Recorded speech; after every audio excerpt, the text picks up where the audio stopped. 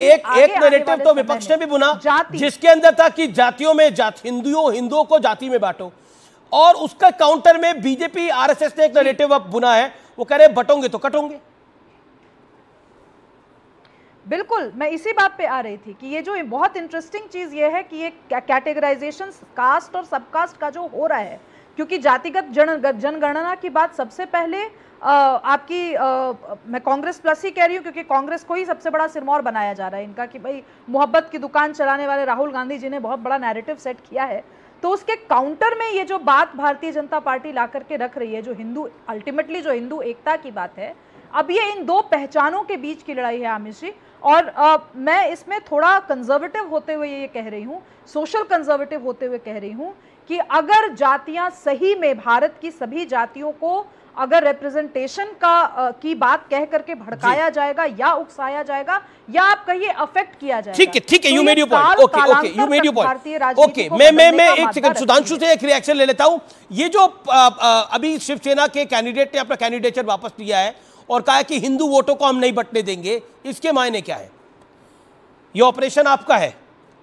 देखिए, मुझे अमीर जी, मुझे भी इस विषय की जानकारी अभी आपके पैनल पर बैठे हुए ही आपके टीवी चैनल के माध्यम से प्राप्त हुई, तो मुझे कोई इस पे अधिकृत जानकारी नहीं है। परंतु जो मैं समझ सकता हूं वो ये समझ सकता हूं कि हिंदू हृदय सम्राट श्रद्धेय बाला साहब ठाकरे जी की परंपरा का स्पंदन जिसके अंदर थोड़ा बहुत भी होगा, तो वो ये कतई बर्दाश्त नहीं कर सकता कि वो आज उस गठबंधन के साथ खड़ा हो जो केरल में मुस्लिम लीग के साथ गठबंधन किया हुआ है, जिसने बंगाल में फुरफुरा शरीफ के गद्दी नशी पीरजादा अब्बास सिद्दीकी के साथ गठबंधन किया हुआ है, जो फरहाद हाकिम जैसे लोगों के साथ है, जो एलानिया कहते हैं कि मेरी कॉन्स्टिट्यूंसी मिनी पाकिस्तान है, और जो गैर मुस्लिम हैं वो अभागे हैं, जो तमाम आतंकवादियों को जाकिर नायक को शांति का मसीहा, इशरत को बेटी, हाफिज को साहब, ओसामा को जी कहने वालों के साथ है। तो कहीं ना कहीं वो दिल का भाव, वो कसक या तड़प उभर कर स्वाभाविक आ जाती होगी। और एक और बात कह दूं, आपने औरंगाबाद का नाम लिया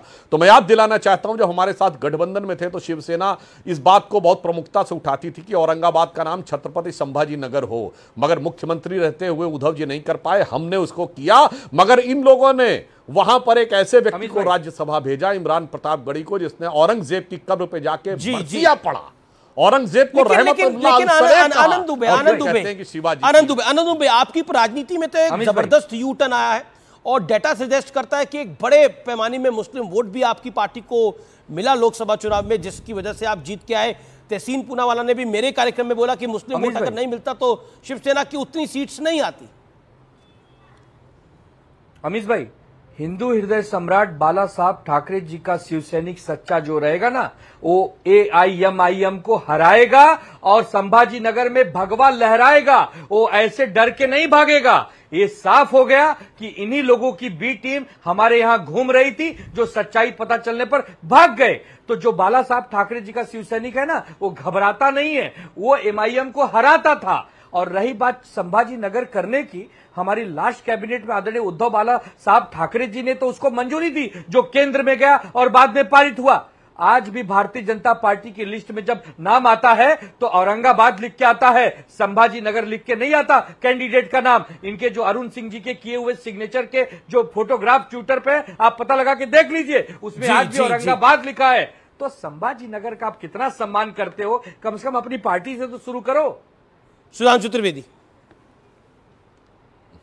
देखिए क्या बढ़िया बात कही है। बीजेपी ने जो लिस्ट डिक्लेयर करी उसमें औरंगाबाद के नाम से आया, जबकि संभाजी नगर के नहीं आया। अरुण सिंह के साइन थे उसके ऊपर, जो जनरल सेक्रेटरी इंचार्ज है ऑफिस। कांग्रेस ने जो मीडिया एक्चुअली ये फैक्ट है सुधांशु। कभी कभी क्या होता है, चुनाव आयोग की अधिसूचना में यदि नाम के परिवर्तन में देर होता, जैसे आज भी जहां से अवधेश पासी जीते हैं उस कॉन्स्टिट्यूएंसी का नाम आज भी अयोध्या नहीं है, फैजाबाद है, क्योंकि वो पुराने नाम का संशोधन जो है वो सरकार ने कर दिया है। पर अभी जो कॉन्स्टिट्यूशनल गजट में जो इलेक्शन वाले गजट में नहीं हुआ, इसलिए। मगर इस टेक्निकल बात में कितनी मजेदार बात कही आनंद जी ने कि भगवा लहराएगा, उन लोगों के हाथ से लहराएगा जो भगवा आतंकवाद बोलते थे, जिन्होंने सैफरन टेरर वर्ड को यूज किया है, उनके हाथ से जाके लहराएगा महोदय। इसीलिए आपसे कहना चाहता हूं कि महाराष्ट्र सुशील कुमार सिंधे जी ने कहा कि भगवा आतंकवाद कहना हमारी गलती थी, क्षमा मांगा उन्होंने। नहीं, उनका भाई, सम्मान करना चाहिए आपको नहीं सुशील कुमार भाई, शिंदे जी क्या का। बात कर रहे हैं? नहीं, उन्होंने अपनी पुस्तक में आनंद दुबे वीर जी, आपको सावरकर जी याद की भी नहीं तारीफ की है। हाँ, बहुत अच्छी बात। तो ये राहुल गांधी माफी मांगेंगे कि जब उन्होंने कहा था मैं राहुल गांधी हूं, राहुल सावरकर नहीं हूं?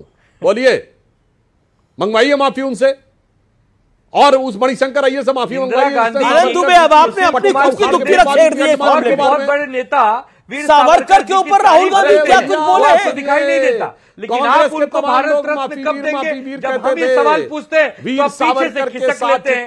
इसीलिए तो जनता कहती है, वही मैं कह रहा हूं, फिर एक शिवसैनिक के दिल की पीड़ा। इतना अंतर क्यों है? देखिए आनंद भाई, देखिए मैं भी कह रहा हूं, चूंकि आपके दिल में एक शिवसैनिक था, तो कहते कहते जो दिल का भाव था, दिल की आरज़ू लबों पे आ गई और आपके मुंह से सावरकर जी का विषय आ गया। इसीलिए मैं कह रहा हूं, जो शिवसैनिक दिल से होगा तो सावरकर जी का अपमान करने वाले के साथ कभी नहीं खड़ा रहेगा।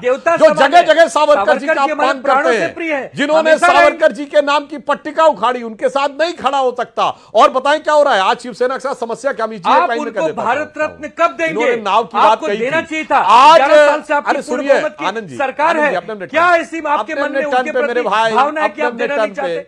हम हजार दर्शकों के साथ अन्याय हो जाता जब आप बीच में बोलना शुरू करते हैं।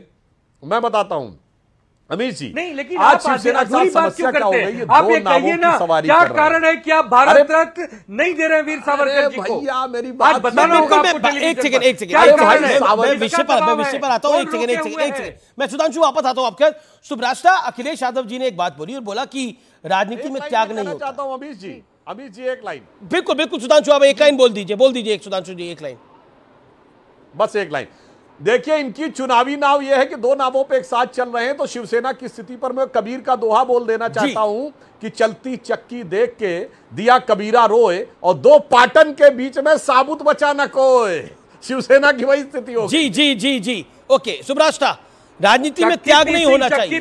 चक्की पीसिंग वाले अजीत दादा पवार पूरा आटा ठीक है, अजीत दादा पवार अब चुनाव लड़ रहे हैं, चुनावी बेला में उनको हरा के दिखाइए। महत्वपूर्ण ये है सुब्रास्टा, राजनीति में त्याग नहीं होता। जी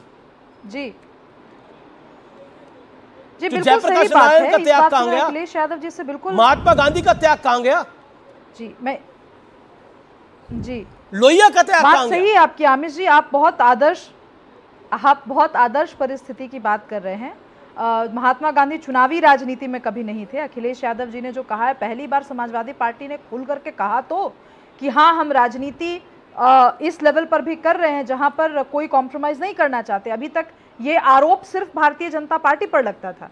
अच्छी बात है, मैं तो कह रही हूं इतना ही खुल करके अपने मन की बात जनता के सामने रखनी चाहिए, ताकि फिर जनता भी खुले मन से निर्णय ले सके।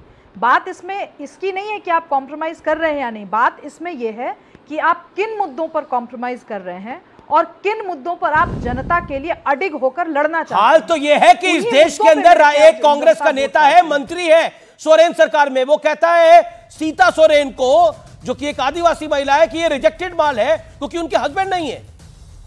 मतलब वो रो पड़ी, वो जर्जर रो पड़ी है प्रेस कॉन्फ्रेंस के अंदर। सुब्रास्टा जी, और आमिर जी, हम लेकिन अचंभित क्यों होते हैं ऐसे बयानों पर? आप आज भी देखिए कितने सारे यहाँ पे वरिष्ठ प्रवक्ता बैठे हैं, एक पार्टी के किसी नेता का आप, मतलब मैं ये तो भूल नहीं पाती कभी कि किसी भी महिला प्रत्याशी के अंतर वस्त्रों के रंग पर लेकर